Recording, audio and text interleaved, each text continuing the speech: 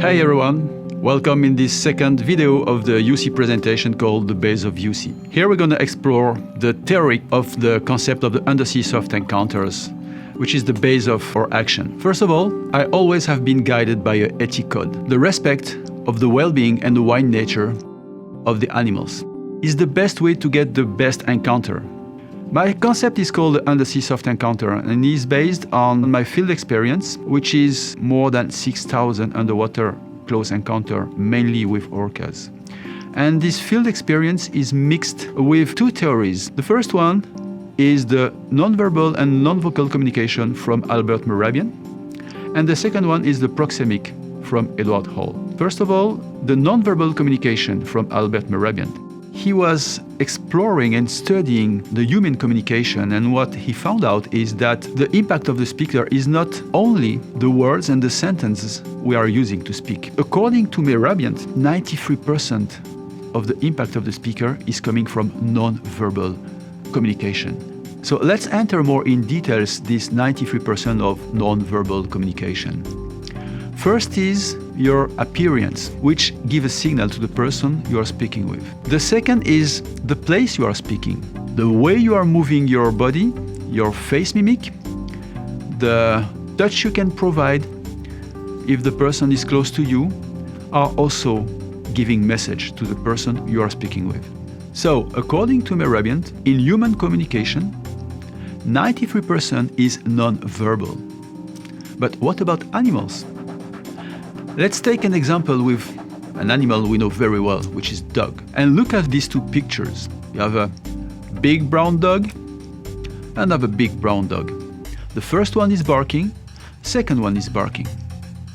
But you don't need to have a PhD in dog behavior to understand that the barking doesn't give the same signal.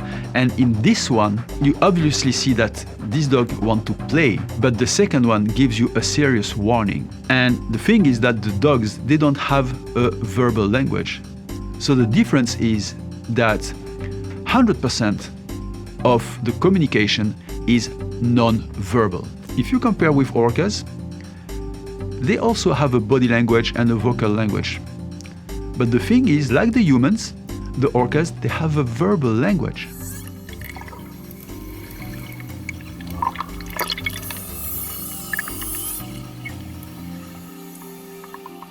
The second theory is the proxemic, and it's all about the distance. Close to your body, according to Edward Hall, is the intimate zone. This zone is reserved for intimate interaction with your partner, the mother and the baby. Only the person who are intimate with you can be inside this zone. Outside the intimate zone is the personal zone. Outside the personal zone is the social zone, and the social zone is for the social interaction. There is a border outside the social zone, and outside this border is the public zone. If you go in the subway, for instance, when it's crowded, you're going to have a lot of people inside your intimate zone. It's going to be a struggle between your brain and your feeling, because your brain will think these people, they have the right to be in the subway in the same time than you, so it's normal to have these people there.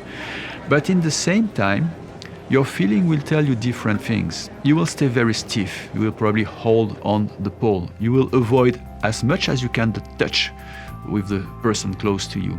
You will never have a look in the eyes of the person close to you. You will look in the eyes of the person on the other side of the wagon. Your heart rate will increase.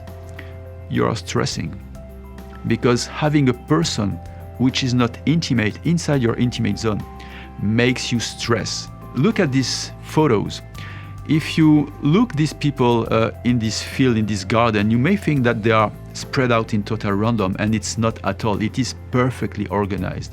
Separated by the blue lines, you will see a group of people in interaction.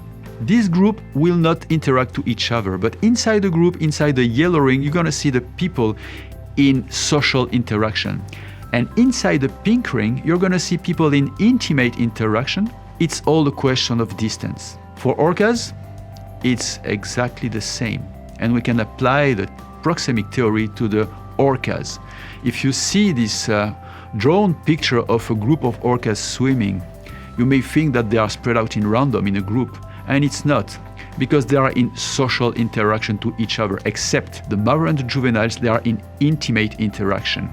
Everything has to see with a distance. So according to my work, the intimate zone of an orca is from touching up to 3-4 meters, depending on the size of orcas and depending also the character, the temper of the orcas. Outside is the social zone, and the social zone, according to my experience, is up to 40 meters. There is a border, and outside this border is the public zone. When we want to interact with a group of orcas, our goal is to be invited inside the social zone. And we have a technique to approach this group of orcas with the boat. Each time we try to enter inside the social zone, we create a stimulus the orca they can feel. And depending on what they feel, depending on the stimulus we are providing, it may be different answers. The first one is, if the stimulus is okay, they can tolerate us inside the social zone. If the stimulus is not okay, they're going to give an avoidance. The first step is observing. We must know what the orcas are doing before we try to come close to them. We try to understand the orcas. The second step is approach, and for that we use the UC technique we're going to see in the next presentation. Third step is interaction. During the interaction, we have also to behave in a way we're going to tell that about in the next presentation too. And the fourth step is thinking about leaving. At my experience with orcas, in 6,000 encounters, I have stopped only 2 encounters because the orcas, they always choose to leave first. But with some other species, such as dolphins or young seals, when they trust you, they are more and more playful. This interaction has to be limited in distance and in time. This is why the fourth step is, when it's too much, we have to break the interaction, to leave the place and go back to the boat. Each interaction can reach 5 levels. Here is an example of a family of orcas swimming away from the divers at a distance, but they are swimming slowly, they are relaxed, they are not pushed, they just have a look from far and they keep the swim path. This is typical level 1 with a family. The second video shows also a level 1 interaction. The boat driver has dropped us pretty close to this big male and is just following the swim path, and we could observe this male swimming in front of us. In this video, I was too late to interact, so instead of rushing in orca direction, I just swam a little bit away, back to the surface. By doing that, one orca left the swim path and came towards me and gave me a click Soury. It was obviously interest in social zone. Another level 2 interaction with a bottlenose dolphin, this was in Guadeloupe Island, the French island in the Caribbean Sea. The body language is totally different with the bottlenose dolphin, but this guy gave us 3-time interaction like this before he went away. Same trip, but with pilot whales. We were above, and I saw this big bull leaving the swim path and coming towards us to check what we were doing. And I was just with my throat, making some throat noise to call her to push a little bit aside in order to not stay just above this pilot whale swimming.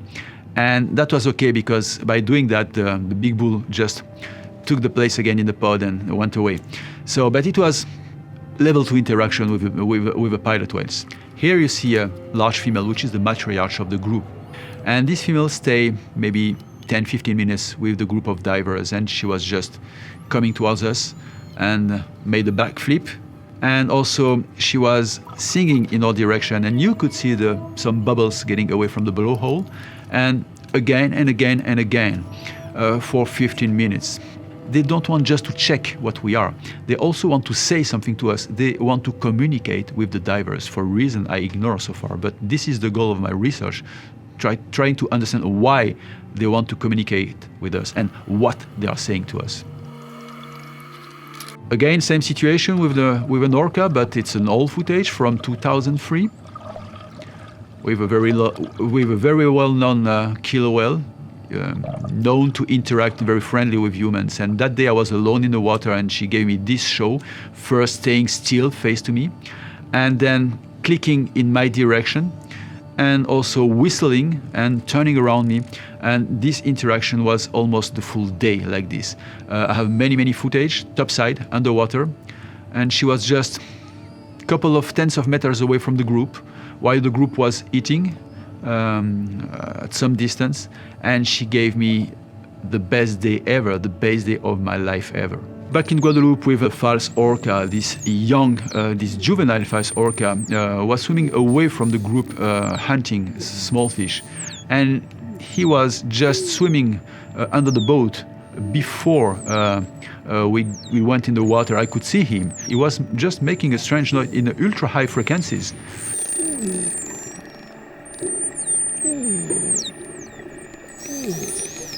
And he was, for me, obviously trying to say something to us, so it was a level 3 interaction. And what is funny in this video that you can see one adult leaving the group and try to keep him away from us with the body. This adult was trying to come close to this one and show him where to go, but the juvenile just left the adult and came back to play with us. That was really funny. It took maybe 3 tries for the adult to keep him away from us.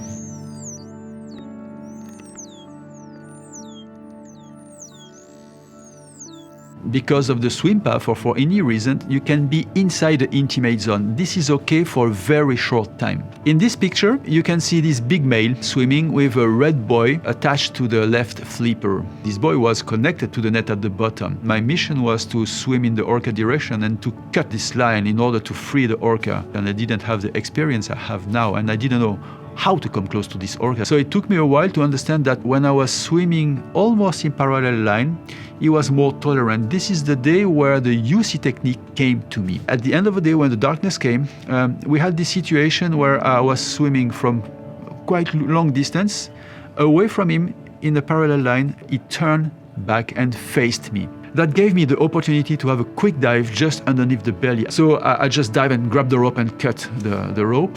So I was in the intimate zone. That was my first intimate interaction with orcas. And the good thing is that it was a good ending on this story.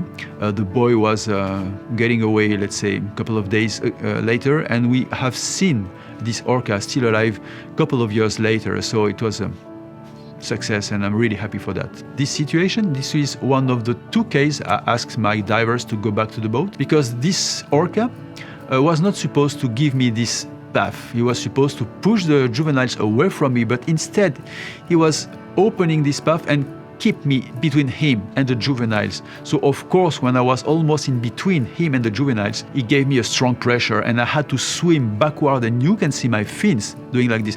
I had to swim backward in order to not touch him. After that, he turned back and visited all my divers, who were 3 persons in the water, from very close. So I have been rushing in my diver's direction and asked them back to the boat. It was something new for me to see this behavior. So we had a meeting in the evening. I have shown this video to other experts such as Olaf and Tony. We conclude that on that day, this orca, for any reason, was in extreme curiosity, wanted to check us from close, and that was the day. Level 4 interaction can also occur with young gray seals. They are really funny because they are shy when you first met them, but then they get more and more trustful and they start to play with you and they don't want to leave you. I had an amazing moment with this gray seal, but I realize now that this young gray seal, a couple of years later, will be a big bull full of testosterone, and the game will not be the same and will probably not end the same. My choice and my advice is to limit the level of interaction to a level 3 interaction, couple of minutes. Level 4 interaction is the limit, couple of seconds. But when we are in this situation, it's better to go back to the boat in order to keep the wild animal wild and free in their own habitat and to be safe in the boat. It's a good enough feeling to have a level 2, level 3 and level 4 interaction, good enough feeling for divers to be an unforgettable life experience. The 5th interaction is when the marine mammal wants obviously to keep and to stay inside your intimate zone.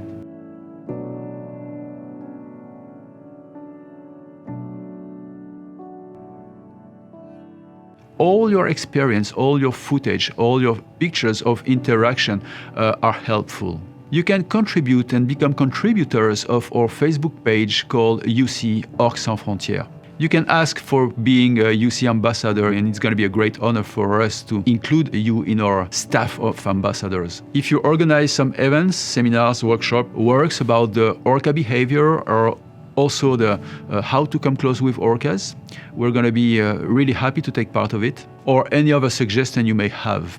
So I hope you enjoyed this video, guys, and thank you for your attention, and see you in the next video called Snorkeling with Orcas in Norway. Bye bye.